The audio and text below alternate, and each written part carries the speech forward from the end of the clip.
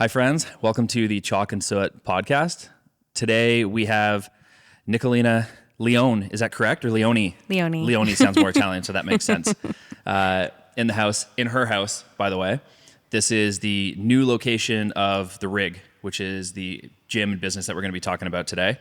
So we're in the Southpaw location, which is, we're on Caesar. Is that correct? We're on Caesar, yeah. Okay. But generally considered Nepean. Yes. Okay.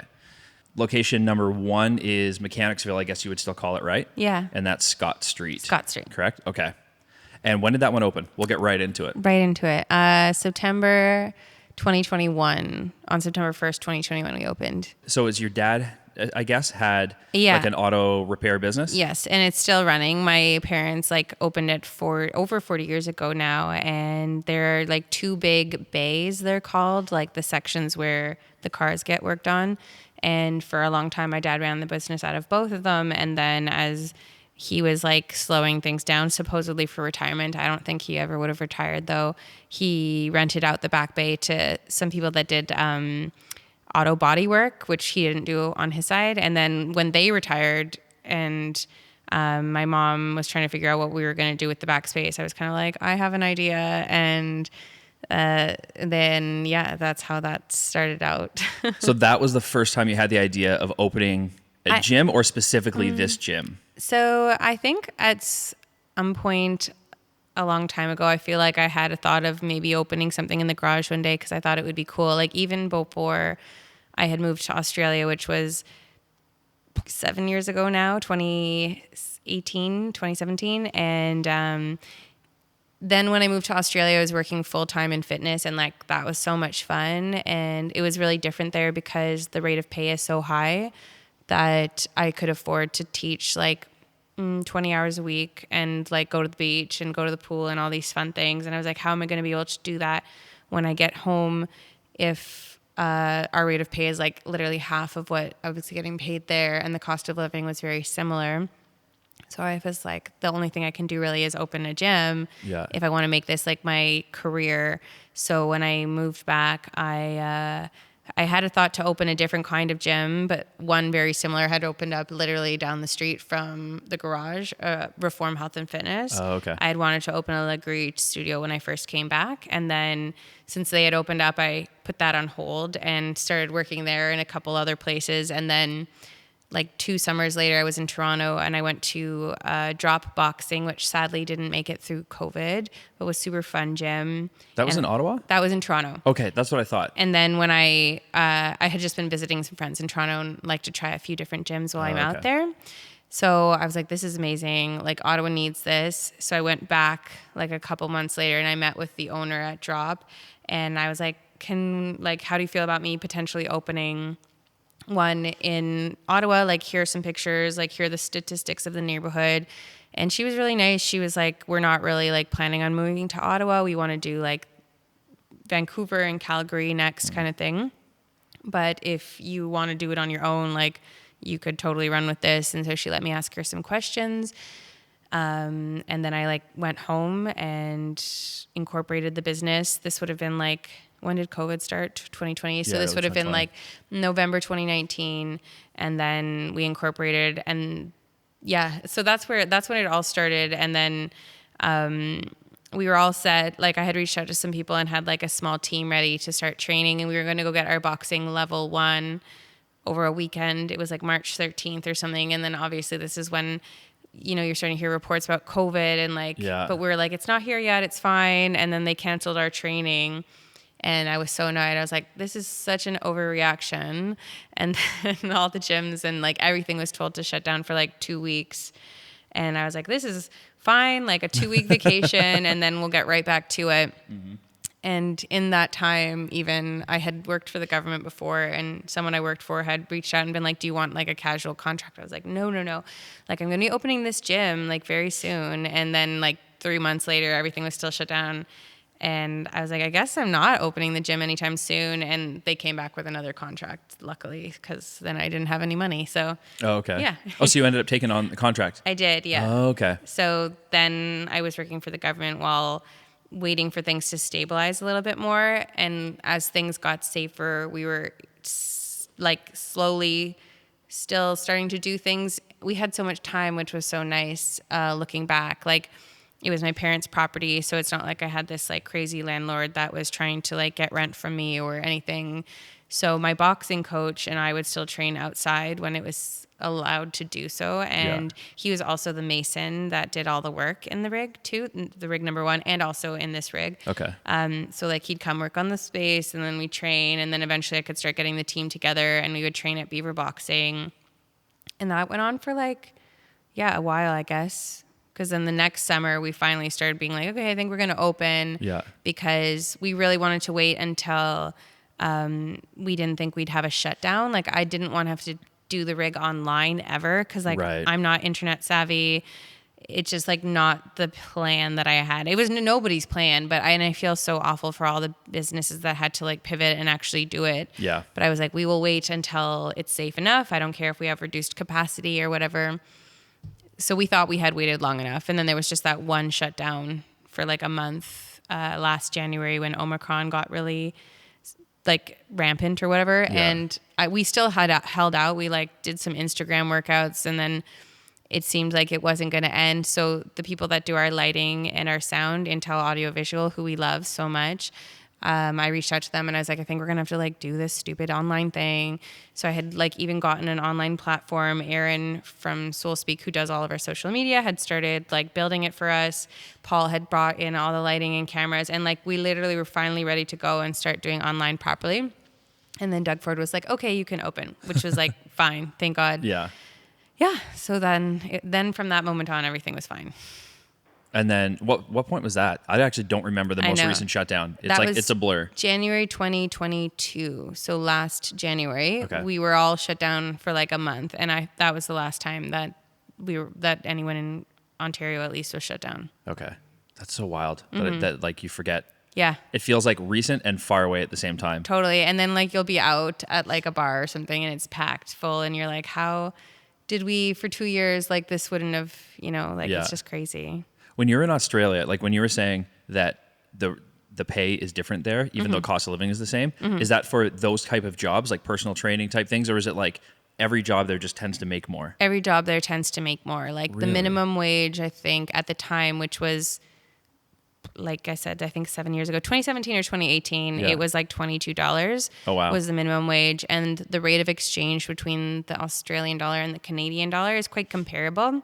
Cost of living in like Sydney and Melbourne is very expensive, and it's hard to like live alone there. You almost always need a roommate. But I like chose to go to Western Australia in Perth, and it's much more affordable over there. So I was like laughing. I had my own apartment in the city, and I was working 20 hours a week. It was like the best balance I've ever had in my entire life. Yeah. I guess since it's so similar to like the West being part of like the imperial countries, I would imagine that those big cities are very similar to like our Toronto, just not as big. Totally. So like there's places where it's like, that's an expensive city to live in no matter what. Yes. Yeah. But I did not realize that pay was that much better there. Yeah. I mean, like, I'll just be transparent. Most instructors start between $25 and $30 here, but there it was like starting $40 to $50. Oh, wow. And then like your raises from there. Like I walked into a studio I had never like taught at or been to because I had just moved there, and they were really desperately looking for spin instructors, and they started me at $50. I was like, okay, that sounds great. That's wild. Yeah. Wild. So what was the point when you were on like your government contract that you went, okay, it's time to leave and just fully run this business? I like actually never left. I still work for the government. I wouldn't have been surprised. Yeah. Okay. It all just like kind of was happening at the same time.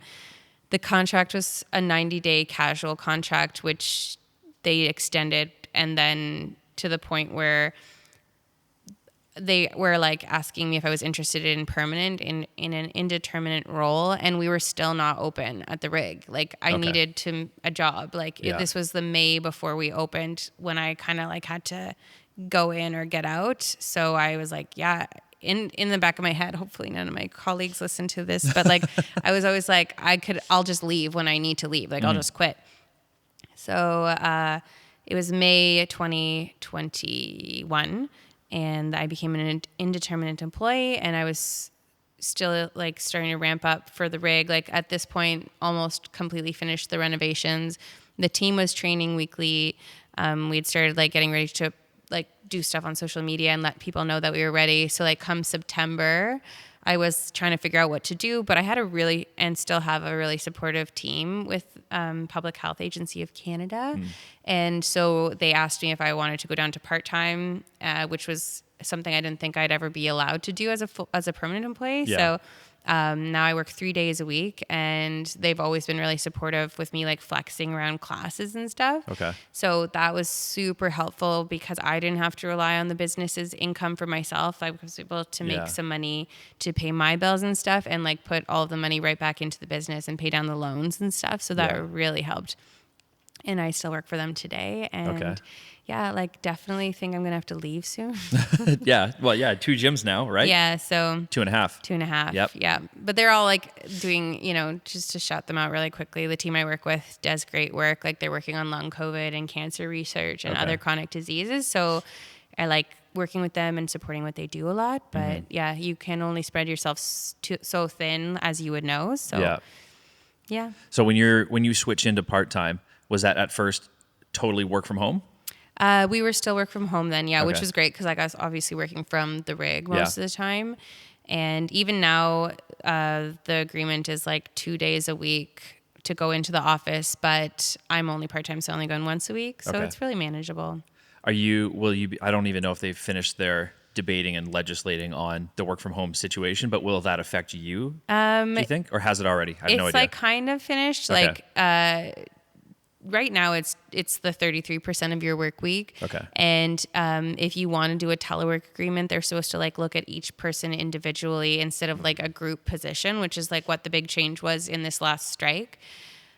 For me, it like doesn't make any difference. Like I'm so lucky now that the team is like so strong and they don't even really need me to be here that much anymore. Like I just need to be around in case there's like emergency subs. Yeah.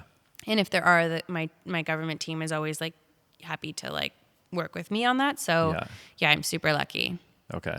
Yeah, I feel like it's a weird, almost like juxtaposition of how some people through the process of COVID had these good situations, like being able to work from home and like start your side hustle kind of thing, even though at the same time, like so many places also like shut down because it wasn't possible. Yeah. So it's so weird how it affected people so differently, totally aside from like the health world, just like in like the business world. Did they, I guess at any point after you started the business, were there like government subsidies that you were actually able to take advantage of? And was it like helpful at all? There was one. We weren't like, there were a bunch obviously throughout the whole time. And I like know that it's such a like, I got CERB though, like, and I'm not ashamed of it. Like I've been paying into EI my whole life and I've never once used it. And like before we went on to, before the first shutdown happened and all the gyms were closed down, like I was working full time as a fitness instructor. Like that was my main source of income. And when all the gyms were closed, it was like, so do I have to go get a job like working at Walmart or something? Like no disrespect, but I'm just like, but then there's this CERB here. And so I took CERB until I got the government job again. And so that was helpful for me and a lot of other people in my position. As far as like the business, because we hadn't started running, there wasn't a lot that we could get in the beginning. But then when there was that one shutdown in January, we were able to apply for like a $10,000 government grant, which we got. Okay. So like I was mind blown. Like I don't know how like any of that stuff works. Yeah. Like thank you taxpayers. Like I'm sorry. Yeah. But like super grateful. It was like huge help that month. Okay. Yeah, like I think that every grant that any business got during the pandemic though, like they deserved it and probably more. Like I can't even imagine how rough that was for people for the whole span of nearly 2 years. Like like I said, Dropboxing like didn't make it. They had a beautiful gym on the corner of Queen and Spadina in downtown Toronto. I can only imagine what their rent must have been. Yeah. And like to pay their staff and all these, like I don't know how people made it out of the pandemic, honestly. Yeah. I remember sometime probably like mid 2020. I don't remember if it was Dropboxing that was like the business that I was hearing about, but there was like a boxing instructor that lives in Toronto that randomly started like speaking out against like how the lockdowns were affecting their business. And I think they might have been an instructor at Dropboxing. I've mentioned them to you before, but you didn't remember who they were, know the name. So maybe it wasn't. But I wondered if that was like the gym that they were talking about, because that whole thing just kind of fell apart, and like she knew that it was kind of a similar situation to you, where these people were just like trying to come up with this cool idea, ended up having this gym that like got fairly successful, and then all of a sudden it's just like there's nothing they could do. It just had to end, and you have to like go back and like do what? Probably pick up jobs as like maybe boxing trainers or something similar, and like build back up and try and like get a little bit of like assets in your life, and then try and start a new business. And it's just so crazy that it happened to like so many spots. And it's nice that at least you got to take advantage of a subsidy, and then also like CERB would be great. I think that was like a lifesaver for so many people. And then to be able to like do that and work on something on the side. It's what I would have done, except I was at Lululemon at the time. And so we switched to online sales. So we were actually still working a decent bit, and they were like actually one of the better companies out there that covered everything for us at the time. So I didn't even qualify for it. But I know other people that were like, this is so great because I have like enough income to like get by, even if they were used to more, but they could also still do things on the side and try and like plan ahead. I wanted to ask about, I think it was drop boxing. Are they, when you said that you and some other people are trying to get your level 1 certification, is it something they did, or is this like Boxing Ontario? It's Boxing Ontario. Just true boxing. Okay. Yeah. It was like they kind of tour around, and they were going to be at Beaver Boxing. And so, the like 6 or 7 coaches that I had lined up, we were just going to go, it was like a weekend thing, like just in Ottawa. And so none of us ended up getting that. Most of us have different certs, like whether it's a yoga or a strength or personal training or spin. At the end of the day, like, of course, there's something to be learned. And we do have a coach that just went and got her level 1 anyway, like for fun, not for fun, but like for her career. Emily Rose just got hers, and she said it was really helpful. But I just felt like the amount of training we did with like a coach and small group personal training gave us more than we would have gotten in a weekend with a group of like 20 to 40 other people. And at the end of the day, we're doing like boxing for the general public. We're not like training fighters. We're not 10-8. We're not Beaver. We're not Ottawa Fight and Fitness. So for the level of what we're doing and like what our product is, like more than confident in all of our coaches' abilities to lead a class and to train some boxing, fitness kind of fun stuff. So as far as boxing goes, what is the boxing that you do in the actual classes here? So we do like different combinations of, depends on the class that you're doing, but it's all bay work. There's no pad work unless you're doing personal training. We have the combos coming up on the screens. And so once we've gone through the 6 punches, we like take you through maybe like 8 rounds worth, whether it's boxing the whole time or boxing and strength training. And you'll do 5 minutes of boxing, 5 minutes of strength training, back and forth for the 8 rounds. And so it's like pretty, we definitely get like real boxers in here. Well, everyone's a real boxer, but like if you're boxing, you're a real boxer. But people that have fought or people that train at these other gyms, and like I think they look at it as like just something to kind of maintain and more fun. It's cool seeing like all the people that have never boxed before come in now and be like actually like good at boxing or like looking good or understanding what's happening. It's been really cool to see the progression in people since day one, because it's not something that people were doing before. Like generally, like no one knew how to do it really. And now they like actually look pretty good. So yeah, it's true. Yeah, boxing would have been like more, it would have seemed like more of an underground thing. Like you were getting into a combat sport if you'd like to do boxing. And I don't know how many gyms were out there up until maybe 10 years ago that would train boxing as fitness, unless it was like a side thing that a regular gym did.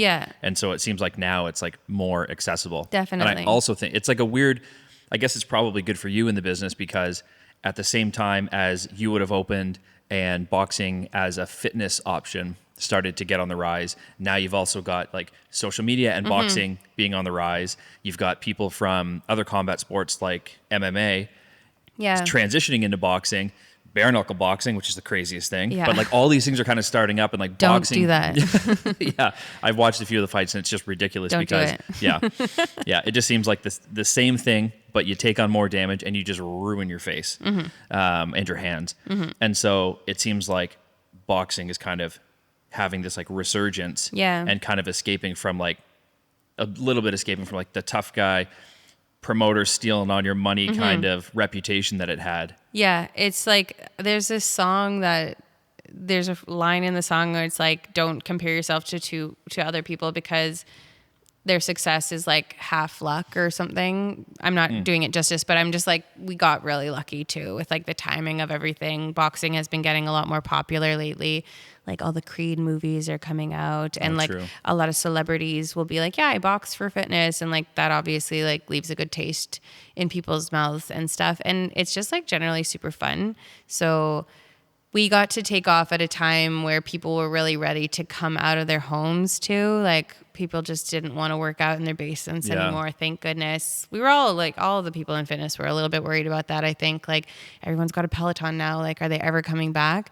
I know for me personally, like if I had a Peloton, I'd be one of those people that just uses it to dry their clothes. Like I need to come into a class. Like I need to be in the music and the lighting. Like I don't work out like at all because if I can't get to a class, I'm not going to work out, even though I could work out here by myself, but I'm usually teaching when I can work out. So yeah, I like don't really get to work out much right now, but ebbs and flows as with everything. Yeah. I need a space, music, lighting. Yeah. Someone screaming at me is good too. Yeah. I had the exact same thing. Normally, like just in the high intensity fitness kind of world, I always would have been like, well, not ideal. Like I'd rather be training for something specific. But then when it came to the very first lockdown, and we tried to do a couple like home workouts and that thing, and it just faded so quickly. Totally. And I went, as soon as I had a chance to do a drop-in class somewhere, I have no idea what year it was or what month. It was just so refreshing, even though it was like not the kind of workout I would ever choose to do.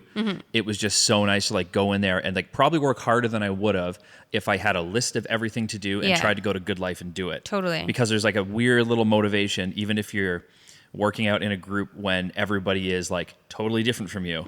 Like I could be in a group where it was just like all say like older women who are like regulars in this place, and it had no effect on how hard I was trying to push myself just because there were people there. Yeah. And so it was just so strange how like it was so beneficial. And then now I have no desire, which I was telling you earlier, I'm probably gonna have to start doing. Yeah. I had no desire to just go to a regular like standard gym and have to like come up with my own thing and like push myself hard and do anything other than like partial strength training. Totally. I totally admire people that can do that. Like you told me when I asked you about like Adam at the fitness lab, like I'm like, when does that guy work out? And you were like, oh, he told me like he'll just like after a client like pick up weights and do stuff. And like I could never. I'll like faff about for like 30 minutes and oh well, I guess I don't have time to work out anymore. So I'll just go on to the next thing. Yeah, no, I admire those people. Yeah, he at some point, I asked him about it at one point because I would just kind of see him flying in and out of doing like personal training. He would come out, he would like just be finished. He's like still talking to his client, and then you can hear the microwave going, so he's making some food, and then he eats it, and then he like runs back. And I was like, oh, like what's he doing now? He's like, oh, he's working out. And so I said, like, how do you manage to like squeeze in like getting these workouts done and like when you have a day stacked full of stuff and a business to run, you decide to still work out. And I forget the exact words he used, but it was essentially like, well, perpetual fear. Yeah. Essentially like, if I don't do this, I'm going to kind of lose the thing that motivates me and like keeps me healthy so that I can handle like all the hours that I'm doing. And it was kind of like, I know there's more to it in the sense of like, he enjoys it and he's like getting something out of it. Totally. But I definitely believe in the idea that like, you might be, I've been there, like nervous about what happens when I don't have the ability to constantly like keep myself fit. And like anytime it's happened, even if it was like early COVID or just when I've picked up like an extra job and have been so busy and you like don't work out for a little while, even for me traveling for a month recently, I came home and just went like, I feel like trash. Yeah. And then you go back and you do one workout, even if it's like early in the morning, and then you feel great. So good. And you forget how good it feels when you regularly do it. Yeah, so I definitely like respect him for saying that. Totally. And, like being honest. Oh yeah, I go through that cycle all the time where like work gets too busy, so I don't work out, and then I'll start feeling shitty, but it'll just become such a part of like what I feel like every day that I don't even notice until like I get to a workout, and I'm like, oh my god, like you have to prioritize this. Yeah. And then I'll prioritize it for a little while, and then like life happens as it does for everyone. But yeah, no, if people can like motivate themselves to work out every day or like as often as they need to on their own without a class, like without a teacher, I'm just like, next level dedication and commitment. Yeah. Totally. Yeah. I even found that. So I traveled up until probably a month ago. I got back, I think, something like that. And I was gone for 3 or 4 weeks. But just before I left, the month before I left, speaking of boxing, I started going to 10-8. Nice. And fell in love with it. So did Coach Kevin. Did he over there? Yeah, Kevin. He's still teaching with us, but Kevin. But he still goes there? Kevin loves 10-8. He's like working out there all the time. Is he like a noon guy? Because I never see him and Emily there. Emily's a noon. He does noon. I think he also does like a Wednesday evening. Oh, okay. But yeah, I'm like, okay, Kevin, like we get it. You love 10-8. Yeah, so I started going there, and it was amazing. But like, I live in Manotick, and so it's so far away. So I was driving like 30, 40 minutes to go there, and then nothing else to do in the city because I was just working from essentially home otherwise or in Manotick, and then would come back from it, and then had a great month and like got so hooked. Yeah. Traveled, came back, got a new job. Yeah. That goes on during all of the classes. Yeah. And no offense to them because I love the gym, but there's no shower. Okay. And the place that I work at doesn't have a shower, which Yeah. makes sense because it's not meant for that. Yeah.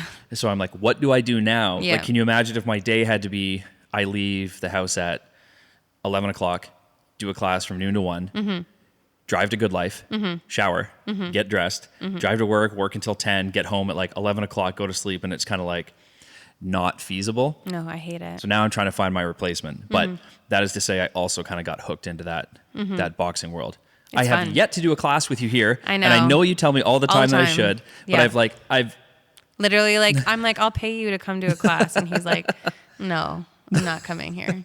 well, sometimes you say, oh, I'm teaching at 6 a.m. And then I Yeah. go, well, okay, that's my sleep time. That's fair. But I mean, I've like tested out the bags, which are the coolest bags in the world. They're neat. Have to get myself one. I even found DIY instructions on building like essentially like a galvanized tubing frame. Okay. So that you can hang a bag from it Wow. like outdoors, just in the backyard and still circle all the way around it. Because you know the standard, you buy like an Everlast kit where you get the big bag and the stand, but you can't move around at all. Yeah, You're yeah. kind of like just facing it. Where here you can kind of circle all around and it's amazing. So I'm trying to work something with that so that I at least like, if I can get to a class here and there, like a weekend, Yeah. I can still try and do as much as I can at home. But yeah, it's like fantastic here. Yeah. The gloves, the bags are really cool. They're supposed to better replicate punching a human body than a leather bag. And they're more gentle on your hands. And they swing a little bit less than a leather bag too, which is nice, especially if like you're beginning. Yeah. We did a charity event not too long ago, Punching with Purpose for Chio. Okay. And we did that at Phoenix Boxing, a few people from the rig. And that was like the first time I'd been hitting a leather bag in like ages. And my hands hurt so much for the rest of the week. Like I couldn't open and close my hands. It was really bad. So these bags like do a lot less damage, which is... Yeah, it's so different. Good. But they feel so nice, like, when you do hit them because, like, they just absorb everything and they don't distract you. Especially if you're in a huge class like this, it's nice to not have bags swinging all over when you have people who aren't skilled at, like, moving with it and controlling it. Yeah, so it's so great. What was I going to say on that? I had a thought that had something to do with those. Oh, the bags. So I recorded here a couple weeks ago. Yeah. I can't remember if I put this video in my story or not, but I have to send it to you either way. And we were using the far wall to record. And the only issue I had was that one bag was just low enough that it got caught on the camera. So I went, no problem, I'll just take it off. Yeah. And I'll put it back after. No, you didn't. I did. You did. And I'll send you the video that shows me trying to strategize how the hell to get this 200-pound 200 bag of pounds. water back onto this hook. And how I somehow just assumed that I could. I'm sure someone else my size did, who like though. does stuff could do it. Obviously you did because it's up. I didn't even know. Yeah, so I ended up making a series of these two box jump boxes that we're on now at different heights, and had to essentially like throw it onto one. Well, Throw it onto I had to the throw it other. onto one, and then I had to climb up to it, and then set on the other, and then try and lift it up, and then somehow wrap my arms around it to hang it on. You did that by yourself? Well, Danny was here and did the final clip. Yeah. Yeah, but she was like, I can't help you lift this. Yeah. There's nothing to grab. No. And so It's a mission if we have to change a full one. oh yeah, Yeah, I can imagine if you don't have like a bunch of people. But it's because when you were first setting everything up and they were empty, I went, oh, these aren't so bad. And then once they were hanging, you don't realize how heavy they get. Yeah. And they don't look that large. No. But yeah, that was a nightmare. Yeah. I'll show you that video. Yes, please yeah, do. That was a moment of regret. I'm excited. When I finished and I was like, all right, just have to clean up and go home. Great. And then I went, oh, this bag, this will be no problem. Yeah, that was a nightmare. 200 pounds. Yeah. So you had gym number 1 open. You're in Mechanicsville. How long until you said, time to do some more? We were probably starting to look about coming up to our 1 year mark, so last September. And I had started going to look at places, and I had a lot of trouble finding a place where we would be able to play the music as loud as we like to play the music. That was kind of like what it came down to most of the time. And I would work with the guy that does our sound, Paul from Intel Audiovisual, and send him places or whatever. And he'd be like, bottom line, you can't soundproof. You need to find a standalone gym. I was like, okay. And at the same time, Noura and I had started wanting to open Studio Twitch. And so we were kind of I was looking for studios in general, and I had thought whichever one we find first is the one that'll open next, like whether it's Studio Twitch or the Rig. And then we found the place for Studio Twitch, and I was like, okay, I'm not looking for another Rig. And then like literally days after we like signed the lease for Studio Twitch, Paul was like, I know where you're gonna put the second Rig. And he was like, my buddy's place is gonna be up for rent. It's not even listed yet. The tenant's moving out. Here's his number, go see it. So I went to see it, and I was like, oh shit, this is pretty perfect. But we just like took on this other commitment. And then I was going away for a week, and I was like, I'll think about it. Like, can you wait a week? And he's like, yep, I'll wait a week. So I went away, thought about it, came back, and I was like, okay, like the world puts things in front of you, and sometimes you just have to take them. So we signed the lease for here for the second Rig also in November, and started working on that right away. And yeah, and my landlord just, it was like there was too many good things in, like, he was letting me sign a year lease, which is like unheard of in commercial, if anyone knows that. And like it was a great rate. There's so much space. There's like an upstairs that we don't even use yet that we eventually want to put something else in. So then it was like a little bit of a grind from like November to February when we opened. And yeah. So are you the same way that when you opened the first gym, you were sort of overseeing everything? Did you do the same thing here? Or do you have like your, like some kind of manager or someone that oversees other stuff? Or is it kind of like, this is your baby, so you do it? It's me. And, I worked with the same guy, with John again, who built the first one. So like he knew exactly what I wanted to do. And it was so much easier the second time too. Like the first time I was like, do I call electrical or painting first? Like, what do we do first? How do we do it? Like, how do I do the floor? How do I hang the bags? So I knew how to do everything this time. The downside to this time was not having unlimited amounts of time. Like we had months and months the first time to get it perfect. And this time we were like cutting it so close to not even the opening date, which could have been pushed. It was like the promo video, which like you were here for, and like having it organized to have like 20 people coming in, having like 4 Red Blacks coming in, and having you book to come in.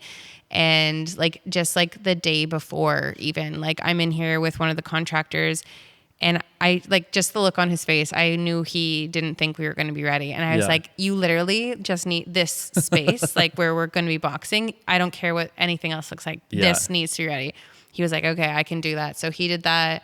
And then like the day before the promo shoot, I was in here with like 6 friends and putting up the bags and filling the bags and then doing the last clean. Like, thank you, Danielle and JP and Sarah and Joe and Chris, for coming in to do that and spending your Saturday here so that we were ready to go on Sunday. And then the rest of it, the funny thing, I guess it's similar to when you have kids, and the first one you're like so careful and you want like everything to be perfect. But like your second kid, you're like, I don't give a fuck anymore. So with Hintonburg, I was like, oh my God, this bag is like somebody's gym bag, cannot be there. Like this has to be like this. This has to be like this.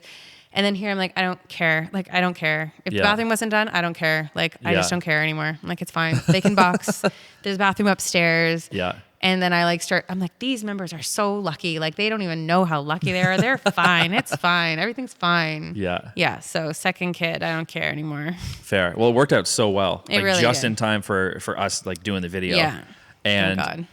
hopefully once I have the time to get the online magazine side of things going for this, because it's not just the podcast, I can show some of the behind the scenes of like the days leading up to when we recorded the video. That was fun. Because there's a bunch of cool stuff that was like before the bags went up, while they were going up. Yeah. And like one half of the space starts to look like this. Yeah. And the other half is still all the supplies and everything. Yeah. So it'll be cool to see like the behind the scenes. Yeah. So I'm excited to get that out. I might even put some out as we kind of promote this episode, just to kind of that'd be show cool. it. But yeah, it's so cool how it all turned out. Yeah, really it is. It's like I already forget how much work it was. It was a lot of work. Yeah.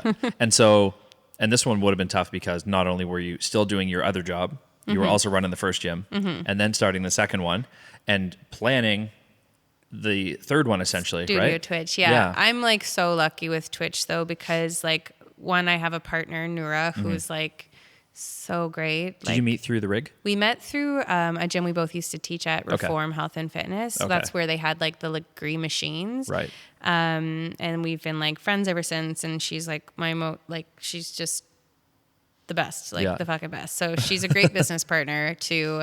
And then we share the space physically with Soul Speak. So like there was like another component, and one of the people behind Soul Speak is like a building guy, like does buildings, whatever that is, you know? So he took care of like organizing the renovations, which like I appreciated so much having to do it here. That was my least favorite part both times. Like I loved my contractor, but I'm just like, they don't have the same dedication to time that like I do. So I'd be like, okay, 10 o'clock. Yep. 10 o'clock. Get here at 10 o'clock. Like he's not here. I'm like, where are you? Oh, just got behind on a job. Like, so I really appreciated not having to do that. So Studio Twitch was like doing its own thing, and Mechanicsville also like does its own thing. I'm like super lucky that there's so many other people involved that just like know what they're doing. So I can do like what needs to be done.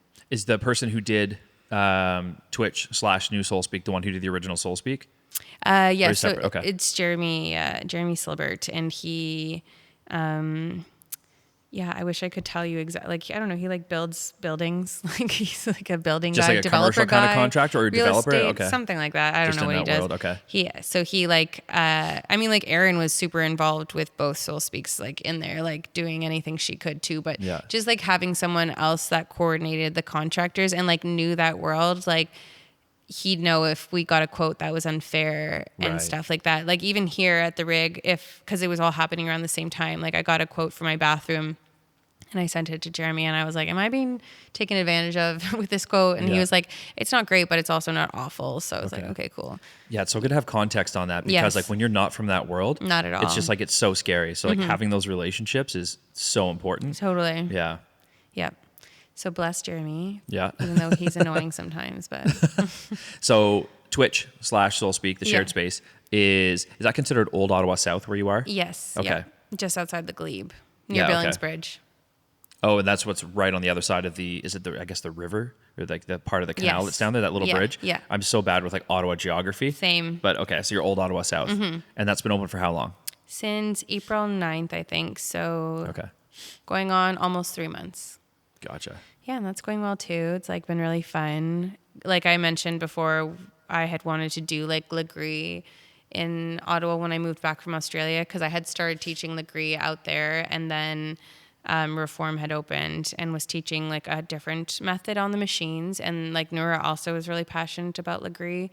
So we kind of started thinking about how we might bring that to Ottawa, like, but in a different way. And also like price point was really important to us, like making it as accessible as possible. Right. The problem with those bigger machines that are used in Gree is that they're very expensive. Each machine is like 10 grand or more. If you're getting them new, you can get them refurbished. But anyways, so they came out with like this mini version of the Megaformer called the Microformer, which they had come out with during the pandemic, I think, so that people could still do their Gree workout at home. Oh, okay. I don't think that the creator thought that people would start opening studios with Microformers in them, but that's like what happened immediately, basically, because they're like a tenth of the cost. Yeah. And so we looked into doing that, and like combining it with HIIT as well, so that it was working both fast twitch and slow twitch muscles. And yeah, it's been a lot of fun doing that. And like, it's nice to have, like, I love the rig. It'll always be like my first baby, but it's like my masculine energy side. And then I like go to Studio Twitch and I'm like, it's so like pretty and clean here. Like, wow, it's so nice. And yeah, I'm like literally working in a garage most of the time. So yeah, fair. So, I mean, at least for people who, in my case, I've already asked you the question, so that's why I know. But with the reformer machines, those are what are used for like both Pilates and Gree. It's like the same machine. Different machine. It's different machine. Neuro would like be all over you just calling it a reformer. The reformer is a Pilates machine for sure. It's like the big bulky guy that's like made out of wood. A Pilates like reformer was invented originally to rehab people, and then like that started turning into a workout somehow. Like, I honestly don't know how, and like, no offense to Pilates at all, but I don't get it. Okay. Gree is like a modified Pilates reformer that was made to be more intense than the reformer. So this machine that we use is called a microformer, which is like basically the same word. I know it's confusing, but it allows you to do more high intensity work in a low impact kind of way. And there's like less stopping and more moves that you can do on this machine. Okay. Yeah, so it's like a lot more intense than a Pilates reformer. So even the bigger one is called like the Megaformer. That's different than the Pilates reformer. Yeah. Still. Okay. Still. The guy that invented this whole thing, Gree, his name is Sebastian Gree, and he used to do like, he was like a bodybuilder. He would go running. He would like spend hours doing rehab. And then he was like, I wish there was like one thing that could do everything for me that I needed. And so he took a Pilates reformer and like modified it, added another end, and like made the first Megaformer. Okay. And then like created his own method to teach, which he called the Gree method. And that's kind of how it started. So super similar to Pilates. The biggest difference is that it's more high impact than Pilates is. But Pilates, like, I don't want to like get anyone in the Pilates world mad, but has its place completely. Like, it's a wonderful, like, lengthening, toning, stretching kind of like very aligned movement. Great for people that might have any sort of mobility issues, or just in general, like to supplement. But like, I shouldn't be saying like who should do what, but I think Pilates is a great supplement to like other activity. Yeah. Yes. I picture it almost in the same sense, and it obviously won't be 100% the same, but when you sort of have yoga as something you can do versus more like mobility work, which are both kind of generally a slower pace, more about like mobility and stretching, I guess, in a sense, and that kind of stuff, which is not like high intensity in any way, but they're still different. And sometimes people do like incorporate a little bit of both, but they're just like different things. And if you did all of them, it'd be great. Yeah. But there's something for everybody. Yes, exactly. Yeah. Do whatever makes you happy. Do what fills your cup. Is like the sort of like, I say crazy, but probably just like justified high cost of like the larger machines. Is that partially just because when this new machine came out, it was like patented, and so no one else really makes them, and so they can kind of charge what they 100%. Want? Is that how it goes? Okay. I mean, like, that's part of it. Sebastian Gree is like an incredible businessman in like knowing what to patent and like how to launch things and stuff. Like, there's so many iterations of the Megaformer. He patents like every component of the machine. So that's part of it. I mean, it's a huge guy. It's like hundreds of pounds. I can't remember how much they weigh. They're not light. Like, you can't move one. They're big machines. They're like little cars almost. So like, that's part of it too. Comes from LA. Like, that's where they're like put together, and every piece of it costs extra. Like, the main machine doesn't really come with anything on it. So if you want like the straps and stuff. Yeah. So it adds up really quickly. Like, I can't even imagine what shipping them here would have cost Reform to do however many years ago now that they opened, 7, I think. Yeah. Yeah, it's not a cheap workout, that's for sure. So that was like, a big thing that we wanted to get around. And like, I think did a like pretty decent job of being able to make it accessible financially, and still like deliver the Gree workout. Yeah. Well, I mean, we both saw a CFL offensive lineman use the mini former, the microformer, the microformer. And like, it was fine, and Yeah. he was challenged. Yeah. So that was actually really fun to see. That was like the best day ever. Yeah. Yeah. Which the video is on your page. Yeah. If anybody wants to see it. Studio But like Twitch. Yeah, on the Studio Twitch page, which was super cool to see. So cute. Yeah. So is there a combination membership with you working alongside SoulSpeak in that new studio? In Studio Twitch and SoulSpeak, yes. The Yep. Pulse and Flow membership, yeah.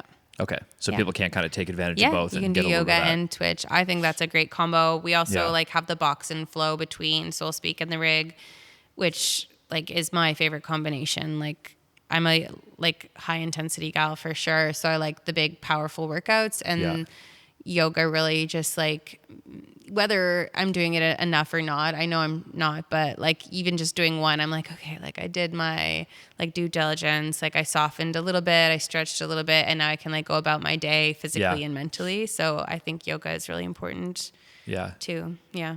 Yeah. it's all Back important. when I was like regularly going to yoga, I would always try and do like a power class and then like a yin or like a slower flow after, because you kind of like, you get a workout in like a power Power is class. so hard. Especially when like you're someone like me, doesn't have great mobility, weighs a lot, and isn't used to like, doesn't have the muscular endurance, right? Strength versus endurance. I've never had the endurance.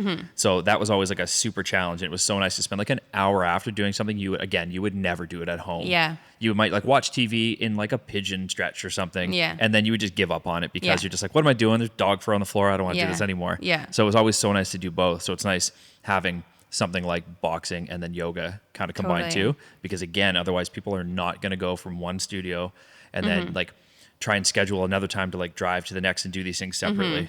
Yeah. So it's like a really cool offering. Totally. Yeah, atmosphere plays so much of a role.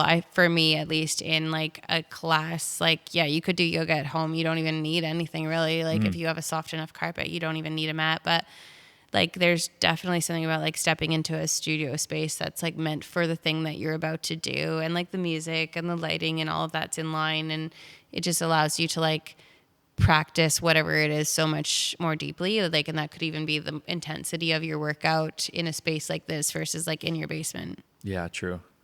So now that there's 3 places that you're involved in, is there 4 at some point? Are you thinking that far ahead? Are you that excited about like the whole process of it's so stressful and it's so crazy, and then you get the most exciting reward in the world? Yeah. Do you crave that again? Crave it again, no, but Okay. like business wise, like there's probably going to be, I don't think it's a secret, but like probably going to be more in next year, something shared. And then like Studio Twitch would really like its own space one day too. Yeah. So we would really like to see that next year if possible, but we'll see. Someone reminded me like semi recently that like you need to like walk a little bit before you run, and Yeah. I was like, yeah, you're right. So Studio Twitch needs its own space. As much as we love like being with SoulSpeak, that's like huge and such a good relationship for us. Yeah. But like, you know, they have their own space, the rig has their own space. Like Yeah. we need a space too at some point. So hopefully next year that will happen, if not the year after. I don't know, time goes so fast. It'll be here in like a second though. Yeah. Yeah. And obviously I know the exact same feeling that you would have in that space, in the Twitch space, of you set up for a class and then there's a whole different thing going on. So you're not leaving these microformers there. You got to put them away and Yeah. you have to get the mat set up for another class. Yeah. And just that commitment to doing that all the time alone is a lot. Yeah, we're really lucky that there's like an energy exchange program at that okay. studio. So like it's not just the teachers that have to move things back and forth. Yeah. Like there are people that have been like hired to do that. And SoulSpeak had a really good EE program already. So they like took that over, and we have these 2 studio managers, Andrea and Sarah, that just like are on top of it. Thank God, because it's so much work to move them in and out every time. Yeah. So that's really helpful. But yeah, it'll be nice to like have a space one day where we don't have to move them. Yeah. Just like leave them out. Yeah. That'll be crazy.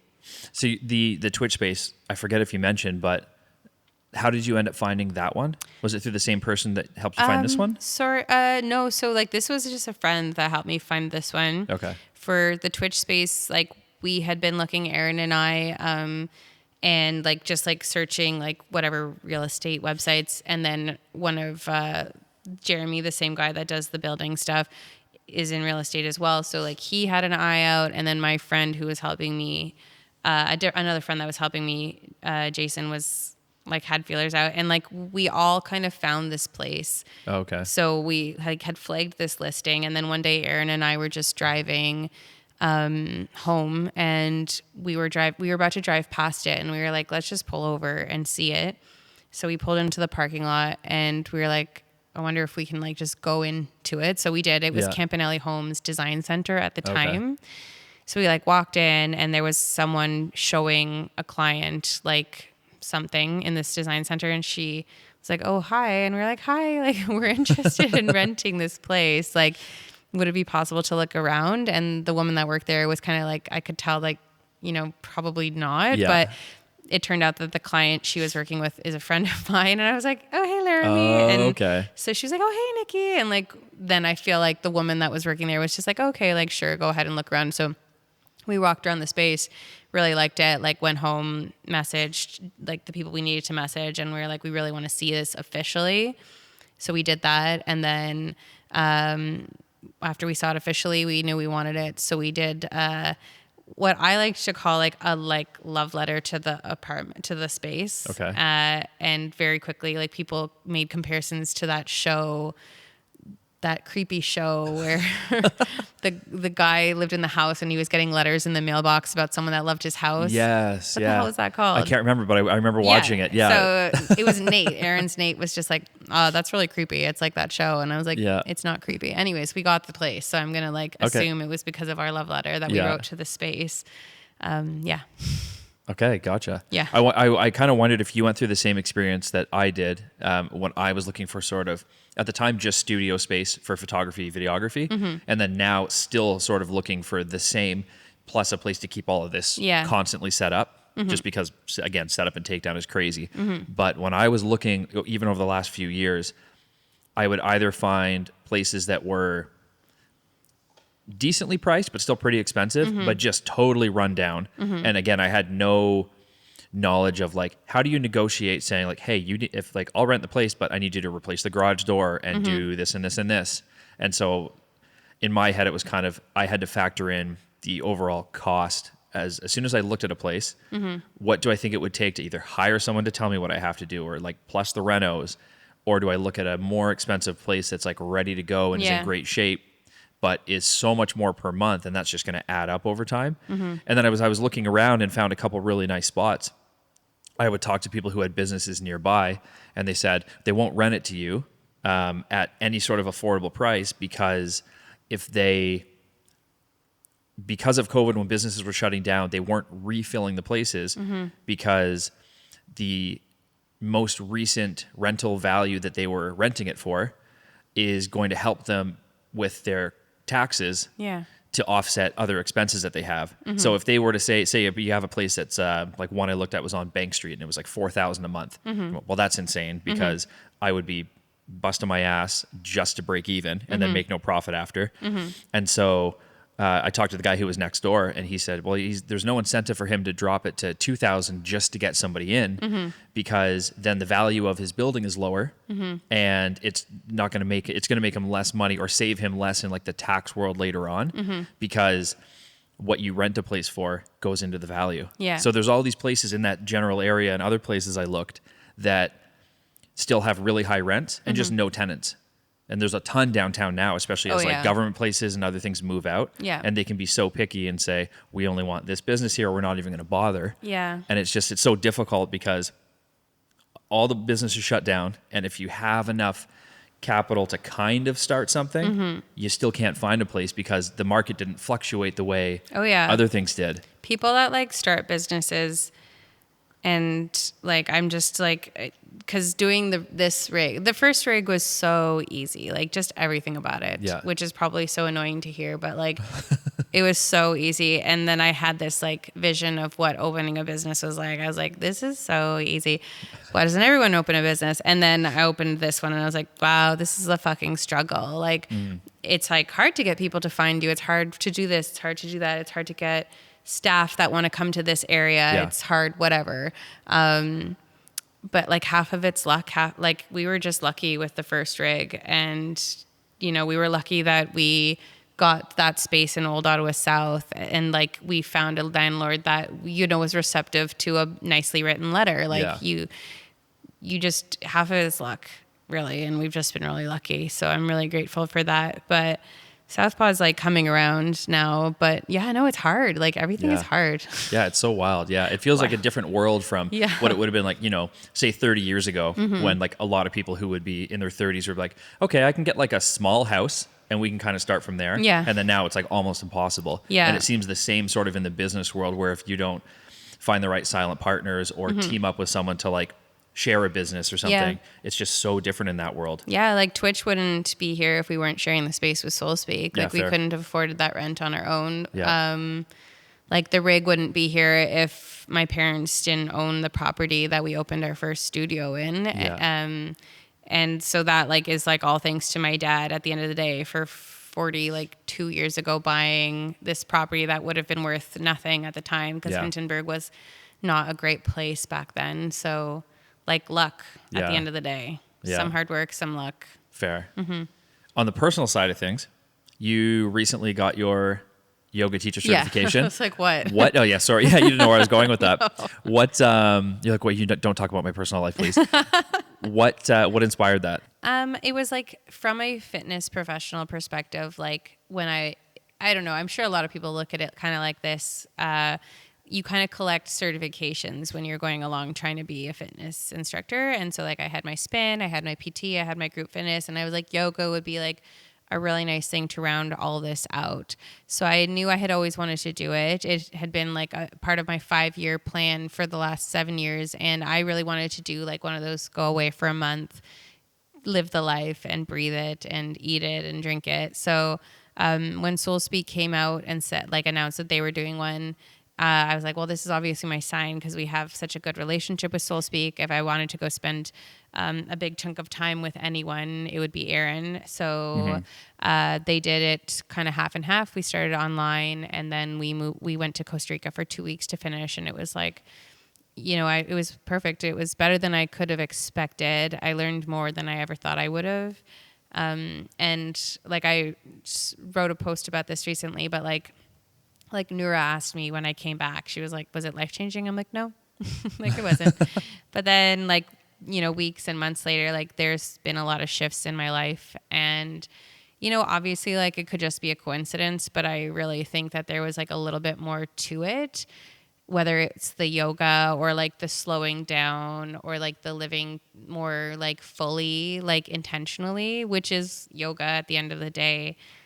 Stepping away from this life here and going and just like practicing yoga and going to the beach and eating like vegan, delicious food and like fresh food and good water and all this stuff. Like there's no way it didn't like impact my life afterwards in some bigger ways and in some like minute ways that are like kind of, like I'll be driving and I'll notice that I'm not like as ragey as I usually am. So I'm like, this must be a part of it all too.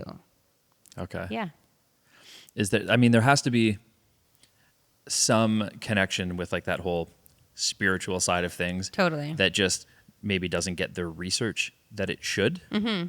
And so like we really don't get to know about it because people often have that sort of experience where they just feel different after something that from the outside doesn't look like anything too crazy, but seems to like have a profound effect on someone and how they live their life after. Yeah. I wish there was more of the science world got involved in that so you didn't have to just kind of push it away and say, don't trust it. Yeah, I think it's coming though. Like there's like a lot of practices in yoga that are starting to be studied a little bit more as far as like in medicine or in therapy or anything like that. Like I think that people will start seeing it a little bit more. Like Cassie talked a little bit about that when we were at our yoga teacher training. So we will start seeing that for sure a little bit more. But like at the very least, it puts you in a position to kind of trust that these small changes have happened, because on the outside for me being like, it actually did make changes in my life. Like if you weren't someone that subscribed to that, you'd probably be like, okay, whatever, like I roll. Yeah. And that's okay too. Like when I teach yoga now, there are like lots of points in a yoga practice where, you might feel like you have to be spiritual, or you might have to meditate or have to do it a certain way. And like when I teach, I like to be like, if you're not spiritual, that's okay. Like, you know, just accept the fact that you get to lie here for 5 minutes. Like nobody else today is going to tell you to lie here, and, you know, just enjoy being quiet and breathing. Like, and when you think about it in that way, like for me, before I did YTT, like that made it like a lot more accessible for me because I'm busy. Like everybody's busy. So like lying down for 5 minutes is actually a friggin' treat. Like closing my eyes, breathing, listening to music in a warm room. That's a joy. Yeah. Doesn't have to be any more than that. So aside from your teacher training and that experience, is there other like personal, professional stuff that you have kind of on the horizon now that you've got like your business is up and running and maybe have almost a moment to kind of breathe and enjoy it a bit? Personally, I'm like traveling as much as I possibly can, like coming out of COVID and coming out of like life changes, like relationship changes and things, like where you have to consider other people. And then for the first time in like 4.5 years, being able to make decisions just for myself. So I'm traveling like a lot this year. I'm really excited about that. Professionally, like there will probably be another gym next year. But like, we'll just like put that into the universe and see what happens. Yeah. Aaron and I are going to run a retreat in November, in Costa Rica. And like, I want to start doing more stuff like that too. Like traveling and fitness and fun. And I don't know, like honestly, just like living life and enjoying it. Life is way too short. People around you start dying and you're just like, you know what? I'm not going to say no anymore. Just start saying yes a whole lot more. Yeah, that's fair. So for people who have now heard all of this about both gyms and want to take classes in any of these places, what is the crazy rundown list of places that they should go to like get involved? For sure. The website always, so the rigboxing.com, studiotwitch.ca, which is like so annoying because we wanted studiotwitch.com, but like someone had taken it just before we got it. And I like found this guy's Instagram too, and he's not really doing anything with it. So I'm like really annoyed, but it's fine. Studiotwitch.ca and soulspeakyoga.com as well. Actually, that might be wrong. Just Google Soulspeak Yoga. Fair. There's Soulspeak in Old Ottawa South and Welly West, and the Rig in Nepean and Hintonburg, and Studio Twitch just in Old Ottawa South right now. Okay, amazing.